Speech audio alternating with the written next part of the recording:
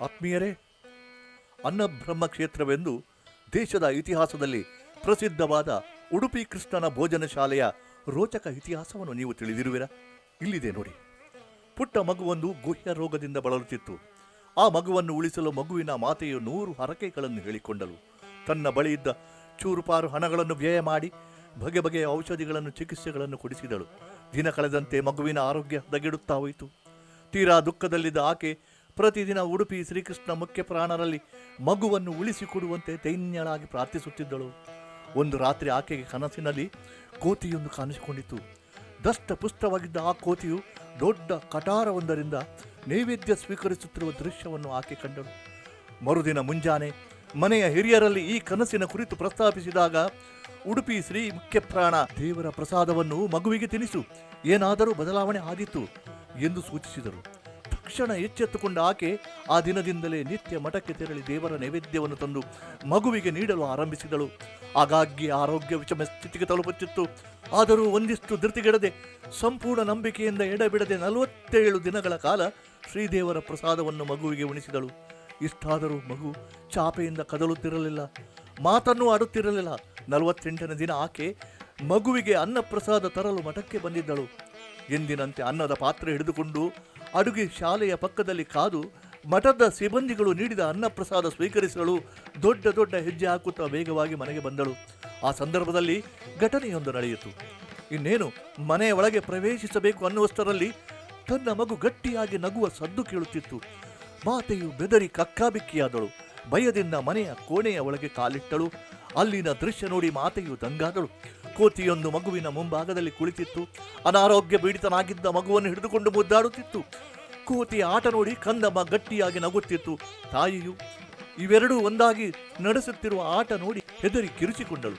ತಾಯಿಯ ಆರ್ಭಟಕ್ಕೆ ಬೆಚ್ಚಿದ ಕೋತಿಯು ಅಲ್ಲಿಂದ ಚಂಗನೆ ನೆಗೆದು ತಾಯಿಯ ಕೈಯಲ್ಲಿದ್ದ ನೈವೇದ್ಯ ಪ್ರಸಾದವನ್ನು ಒಂದಷ್ಟು ಗೆರಸೆ ತೆಗೆದು ಪಲಾಯನ ಮಾಡಿತು. ಮಗುವು ಮಾತೆಯನ್ನು ನೋಡುತ್ತಿದ್ದಂತೆ ನಗುತ್ತಾ ಎದ್ದು ನಿಂತು ಓಡಿ ಬಂದು ಮಾತೆಯ ಮಡಿಲಲ್ಲಿ ಕುಳಿತುಕೊಂಡಿತು. ಸುಮಾರು 1 ವರ್ಷದಿಂದ ಮಲಗಿಯೇ ಇದ್ದ, ಒಂದು ಅಕ್ಷರವನ್ನು ಕೂಡ ಉಸಿರದೇ ಇದ್ದ ಮಗುವಿನ ಆರೋಗ್ಯದಲ್ಲಿ ಹಠಾತ್ ಆಗಿ ಆದ ಬದಲಾವಣೆ ಕಂಡು ತಾಯಿ ಮೂಕ ವಿಸ್ಮಿತಳಾದಳು. ಸಂತಸ ತಡೆಯಲಾರದೆ ಆನಂದ ಬಾಷ್ಪಾರಿದು ಬಂದಿತು. ಈ ಘಟನೆಯಿಂದ ತಾಯಿಯು ಹೊರಬರಲು ಬಹಳ ಹೊತ್ತು ಬೇಕಾಯಿತು. ಪ್ರಾಣದೇವರ ಅನ್ನದ ಮಹಿಮೆಯ ಅರಿವಾಯಿತು. ಮಗುವು ತಾಯಿಯ ಕೈಯಲ್ಲಿದ್ದ ಅನ್ನಪ್ರಸಾದವನ್ನು ಕಂಡು ಆಕೆ ಉಣಿಸುವ ಮೊದಲೇ ತಾನೇ ಕೈಯಾರೆ ಉಂಡಿತು. ಮಗುವಿನ ಆರೋಗ್ಯದಲ್ಲಾದ ಅನಿರೀಕ್ಷಿತ ಪರಿವರ್ತನೆಯಿಂದ ಮನೆ ಮಂದಿಗೆಲ್ಲ ಆಶ್ಚರ್ಯವೋ ಆಶ್ಚರ್ಯ. ಪ್ರತಿಭಾವಂತನಾಗಿ ಬೆಳೆಯುತ್ತಾ ಸಾಗಿದ ಈ ಬಾಲಕ 1887ನೇ ಇಸ್ವಿಯಲ್ಲಿ ಶ್ರೀ ಶಿರೂರು ಮಠದ 27ನೇ ಯತಿಯಾಗಿ ಶ್ರೀ ಲಕ್ಷ್ಮೀ ಸಮುದ್ರ ತೀರ್ಥರೆಂದು ಅಭಿಷಿಕ್ತರಾದರು.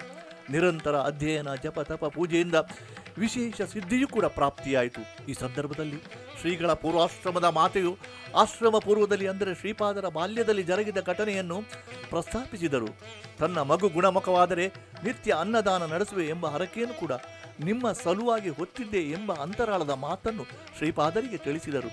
ತಾಯಿಯ ಮಾತಿನಿಂದ ಸಂತುಷ್ಟರಾದ ಯತಿಗಳು ಭೋಜನ ಶಾಲೆಯ ನಿರ್ಮಾಣಕ್ಕೆ ಸಂಕಲ್ಪಿಸಿದರು. ಈಗಿನ ಭೋಜನ ಶಾಲೆ ಇರುವ ಸ್ಥಳದಲ್ಲಿ 120 ವರ್ಷಗಳ ಪೂರ್ವದಲ್ಲಿ ದೊಡ್ಡ ಅಂಗಣವಿತ್ತು. ಶ್ರೀಕೃಷ್ಣ ಮಠದಲ್ಲಿ ನಿತ್ಯ ಭೋಜನಾನಂತರ ಮಿಕ್ಕಿ ಉಳಿದ ನೈವೇದ್ಯಗಳನ್ನು ಇದೇ ಅಂಗಣದಲ್ಲಿ ಇರಿಸುತ್ತಿದ್ದರು. ಶ್ರೀಮಠದ ದನಕರುಗಳು, ಕೂತಿಗಳು, ಹಕ್ಕಿಗಳು ಬಂದು ಮಿಕ್ಕಿ ಉಳಿದ ಈ ಅನ್ನಗಳನ್ನು ತಿಂದು ಖಾಲಿ ಮಾಡುತ್ತಿದ್ದವು. ಶ್ರೀಕೃಷ್ಣನ ಗೋವುಗಳು 106 ವರ್ಷಗಳಿಂದ ಆಹಾರ ಸ್ವೀಕರಿಸುತ್ತಿದ್ದ ಈ ಪವಿತ್ರ ಭೂಮಿಯನ್ನು ಶ್ರೀ ಶಿರೂರು ಮಠದ ಲಕ್ಷ್ಮೀ ಸಮುದ್ರ ತೀರ್ಥರು ಭೋಜನ ಶಾಲೆಯ ನಿರ್ಮಾಣಕ್ಕೆ ಆಯ್ದುಕೊಂಡರು. ತಮ್ಮ 2ನೇ ಪರ್ಯಾಯದಲ್ಲಿ ಶ್ರೀಪಾದರ ಸಂಕಲ್ಪ ನೆರವೇರಿತು. ಬೃಹತ್ ಭೋಜನ ಶಾಲೆ ನಿರ್ಮಾಣವಾಯಿತು. ಪ್ರತಿದಿನ ಅನ್ನದಾನವೂ ಆರಂಭವಾಯಿತು. ಪಾಯಸಕ್ಕೆ ತುಪ್ಪ ಬೆರೆಸಿದಂತೆ ಶ್ರೀ ಲಕ್ಷ್ಮೀ ಸಮುದ್ರ ತೀರ್ಥರು ಭೋಜನ ಶಾಲೆಗೆ ಹೊನ್ನ ಕಿರೀಟ ತೊಡಿಸುವ ನೂತನ ಸೇವೆಗೆ ಮುಂದಾದರು. ಅದೇನೆಂದರೆ, ಉಡುಪಿಯ ಹೆಬ್ಬಾಗಿಲು ಎಂದು ಕರೆಯಲ್ಪಡುತ್ತಿದ್ದ ಜೋಡುಕಟ್ಟೆಯ ಸಮೀಪದಲ್ಲಿ ಬೃಹತ್ ಶಿಲಾಮಯ ಕೋಟೆ ಬಾಗಿಲಿತ್ತು. ಆ ಮಹಾದ್ವಾರದ ಶಿಲಾಕಂಬದಲ್ಲಿದ್ದ ಸುಂದರವಾದ ಆಂಜನೇಯನ ಪ್ರತಿಮೆ ಶ್ರೀ ಲಕ್ಷ್ಮೀ ಸಮುದ್ರ ತೀರ್ಥರ ಹೃದಯವನ್ನು ಹಲವಾರು ಸಮಯದಿಂದ ಸೆಳೆಯುತ್ತಿತ್ತು. ಒಂದು ಪರ್ವಕಾಲದಲ್ಲಿ ಶ್ರೀ ಲಕ್ಷ್ಮೀ ಸಮುದ್ರ ತೀರ್ಥರಿಗೆ ಸ್ವಪ್ನ ಸೂಚನೆಯೂ ಲಭಿಸಿತು. ತಡ ಮಾಡಲಿಲ್ಲ. ಮಹಾದ್ವಾರದ ಕಂಬ ಸಹಿತವಾಗಿ ಆಂಜನೇಯನ ಪ್ರತಿಮೆಯನ್ನು ಜೋಡು ಕಟ್ಟೆಯಿಂದ ತಂದು ಶಾಸ್ತ್ರೋಕ್ತವಾಗಿ ಭೋಜನ ಶಾಲೆಯಲ್ಲಿ ಪ್ರತಿಷ್ಠಾಪಿಸಿದರು. ಈ ಮೂಲಕ ತಮ್ಮ ತಾಯಿಯ ಬಹುದಿನದ 2 ಕನಸನ್ನು ನನಸಾಗಿಸಿದರು. ಈ ಎಲ್ಲ ಕಾರಣಗಳಿಗಾಗಿ ಉಡುಪಿ ಶ್ರೀಕೃಷ್ಣ ಮಠದ ಭೋಜನ ಶಾಲೆಯಲ್ಲಿ ಅನ್ನಪ್ರಸಾದ ಸೇವಿಸುವುದಕ್ಕೆ ವಿಶೇಷ ಮಹತ್ವವಿದೆ. ಅದೂ ಕೂಡ ಎಲೆಯನ್ನು ಬಳಸದೆ ಖಾಲಿ ನೆಲದ ಮೇಲೆ ಭೋಜನ ಪ್ರಸಾದ ಸೇವಿಸಿದರೆ ಸಕಲ ಇಷ್ಟಾರ್ಥಗಳು ಸಿದ್ಧಿಯಾಗುವುದೆಂಬ ನಂಬಿಕೆ ನೂರಾರು ವರ್ಷಗಳಿಂದ ಸಾಗಿ ಬಂದಿದೆ. ಏನೊಂದು ರೋಗ ರುಜಿನಗಳು ದುರಿತ ದುಮ್ಮಾನಗಳು ಇದ್ದರೂ ತರಿದು ಹೋಗುವವು ಎಂಬ ಪ್ರತೀತಿ ಇದೆ. ಇಂದಿಗೂ ಪ್ರತಿ ಶನಿವಾರ ಶ್ರೀಕೃಷ್ಣ ಮಠದ ಭೋಜನ ಶಾಲೆಯಲ್ಲಿ ಸಾವಿರಾರು ಭಕ್ತರು ಖಾಲಿ ನೆಲದ ಮೇಲೆ ಎಲೆಯನ್ನು ಬಳಸದೆ ಭೋಜನ ಪ್ರಸಾದ ಸ್ವೀಕರಿಸಲು ಆಗಮಿಸುತ್ತಾರೆ. ಈ ನಿಮಿತ್ತ ಶಿರೂರು ಮಠದ ಕೀರ್ತಿಶೇಷ ಶ್ರೀ ಲಕ್ಷ್ಮೀವರ ತೀರ್ಥ ಶ್ರೀಪಾದರು ತಮ್ಮ ಪರ್ಯಾಯದ 2 ವರ್ಷಗಳ ಅವಧಿಯಲ್ಲಿ ಶ್ರಾವಣ ಮಾಸದ 5 ಶನಿವಾರವೂ ಕೂಡ ಭೋಜನ ಶಾಲೆಯಲ್ಲಿ ಎಲೆಯನ್ನು ಬಳಸದೆ ಖಾಲಿ ನೆಲದ ಮೇಲೆ ಸ್ವತಃ ತಾವೇ ಶ್ರೀಪಾದರು ಭಿಕ್ಷೆಯನ್ನು ಪ್ರಸಾದವನ್ನು ಸ್ವೀಕರಿಸುತ್ತಿದ್ದರು. ತಮ್ಮ ಗುರುಗಳು ನಿರ್ಮಿಸಿದ ಪವಿತ್ರ ಸನ್ನಿಧಾನದಲ್ಲಿ ಭಿಕ್ಷೆ ಸ್ವೀಕರಿಸುವ ಮೂಲಕ ಅವರ ಕೊಡುಗೆಯನ್ನು ಸ್ಮರಿಸುವ ಶಿಷ್ಟಾಚಾರಕ್ಕೂ ಕೂಡ ತಲೆಬಾಗಿದರು. 120 ವರ್ಷಗಳ ಪೂರ್ವದಲ್ಲಿ ಶ್ರೀಪಾದರು ತಾಯಿಯ ಹರಕೆಯನ್ನು ಸಾಕಾರಗೊಳಿಸಲು ನಿರ್ಮಿಸಿದ ಸ್ಮಾರಕವು ಇಂದು ಲಕ್ಷಾಂತರ ಭಕ್ತರ ಇಷ್ಟಾರ್ಥಗಳನ್ನು ಪೂರೈಸುತ್ತಿದೆ. ಆತ್ಮೀಯರೇ, ವಿನೂತನ ಸೇವೆಯ ಮೂಲಕ ಶ್ರೀಹರಿಯ ಒಲುಮೆಗೆ ಪಾತ್ರರಾಗಲು ಸತ್ಯಪಥ ದರ್ಶಿಸಿದ ಆ ಮಹಾತಾಯಿಗೆ ಭಕ್ತಿಪೂರ್ವಕ ಸಾಷ್ಟಾಂಗ ಪ್ರಣಾಮಗಳು. ಇಂತಹ ಪುಣ್ಯ ಕಥೆಯೊಂದಿಗೆ ಮತ್ತೆ ಭೇಟಿಯಾಗೋಣ. ಪ್ರೀತೋಸ್ತು. ಕೃಷ್ಣ ಪ್ರಭು.